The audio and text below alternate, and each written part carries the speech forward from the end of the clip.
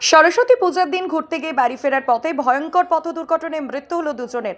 রবিবার সন্ধ্যায় ঘটনাটি ঘটে ধূপগুড়ি মহকুমার অন্তর্গত মাগুরমারি 2 নম্বর গ্রাম পঞ্চায়েতের পশ্চিম মল্লিকপাড়া এলাকায়। এদিন জলঢাকার দিক থেকে বকরিতলার দিকে যাচ্ছিল দুটি বাইক। অপর দিক থেকে আসা বোলেরো গাড়ির মুখোমুখি সংঘর্ষে রাস্তায় ছিটকে পড়ে দুই বাইক আরোহী। ঘটনার খবর পেয়ে ঘটনাস্থলে যায় ধূপগুড়ি থানার পুলিশ ও ট্রাফিক গার্ডের ওসি। এরপর দমকলের কর্মীরা আহত দুজনকে উদ্ধার করে নিয়ে আসে ধূপগুড়ি মহকুমা হাসপাতালে। স্থানীয়দের দাবি দুটি বাইকে দ্রুত গতিতে ছুটছিল, কারো মাথায় হেলমেট ছিল না। প্রথমে দুটি বাইক সংঘর্ষ হয়, এরপর বোলেরোতে গিয়ে ধাক্কা মারে। ঘটনাস্থলে দুইজনের মৃত্যু হয় বলে দাবি স্থানীয়দের। জানা যায় রূপচান মণ্ডল, বয়স আনুমানিক 25, ধূপগুড়ি কুটসামারির বাসিন্দা। অপরজন বলরাম মণ্ডল, ফালাকাটার বাসিন্দা বলে জানা গেছে। কতক্ষণ আগে ঘটনাটি ঘটে? আনুমানিক 20 মিনিট আগে। কিসের সাথে কিসের সংঘর্ষ হয়? দুইটা বাইক এবং একটা বোলেরোর সঙ্গে সংঘর্ষ। কি অবস্থা বাইক আরোহীর? দুইজনেই স্পট ডেড। বাড়ি কোথায় জানা গেছে? একজনের কুটসামারি বাড়ি, একজন ফালাকাটা। কোন দিক থেকে কোন দিকে যাচ্ছিল? জলঢাকা হয়ে কুটসামারি দিকে যাচ্ছিল, আর বোলেরোটা কুটসামারি থেকে জলঢাকা দিকে যাচ্ছিল। প্রথমে কি দুইটা বাইকের মধ্যে? দুইটা বাইকের সামান্য সংঘর্ষ হলে একটা বাইক ছিটকে পড়ে যায়, একটা বাইক। অনেকেই বলছেন তারা দুজনে কম্পিটিশন করছিল। কম্পিটিশনের মতনই। মাথায় হেলমেট ছিল না? হেলমেট ছিল না। আপনার নাম? আমার নাম বিবেকানন্দ রায়।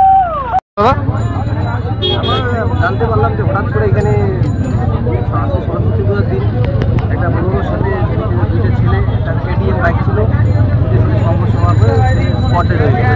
কোন দিক থেকে আসছিল বাইক দুটি?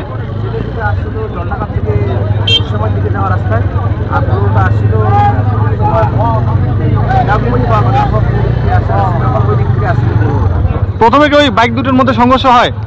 আমরা তো স্পট কি শুনতে পেলেন?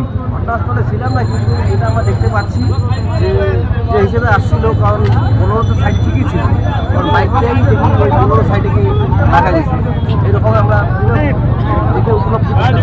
কি অবস্থা? সেটা ছিল তো সঙ্গে সঙ্গে স্পট ডেট। এখন তো এখানে জমজমাট রাস্তা, গ্যাঞ্জাম হয়ে গেল, যানজট। এখন পুলিশ প্রশাসন আসলো, ফায়ার ব্রিগেড আসলো, রাস্তা ফাঁকা টাকা করে দিচ্ছে।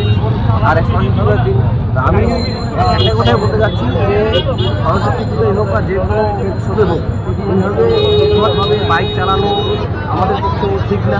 এবং বাচ্চাদের বাইক থাকলেই যে আমাদের স্পিডে চালাইতে হবে তা না, একটু ভালোভাবে লিমিটভাবে বাইক চালানো, তাহলে সবার জীবন সুরক্ষা হবে এবং নিজেও আমরা সেফটি থাকবো। আপনার নাম? আমার নাম বিপ্লব রায়। এটা কোন এলাকা? এটা পশ্চিম মল্লিকপাড়া।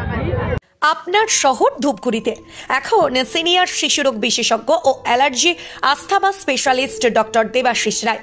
রোগী দেখেন doctor Debashis Roy's child care and allergy asthma সেন্টারে। এখানে শিশু ও নবজাতকের সুচিকিৎসা ও ভ্যাকসিনেশন করা হয়।